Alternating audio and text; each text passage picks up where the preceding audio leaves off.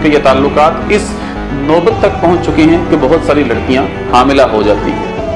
रेहान खान ने एक लड़की का नाम नहीं बताया, लेकिन उसके बारे में बताया कि जब इमरान खान की वजह से वो लड़की हामिला हो गई तो इमरान खान ने अपनी पार्टी के एक इंतहाई मौसर और एक्टिव कारकुन के ज़िम्मे ये काम लगाया कि वो इस लड़की का हमल किसी तरीके से इसका अस्कात करवाया, यानी अबॉर्शन करवाई, और उस कारकुन ने अपनी सियासी साख बनाने के लिए ये जिम्मेदारी बड़े अहसन तरीके से सरअंजाम दी थी।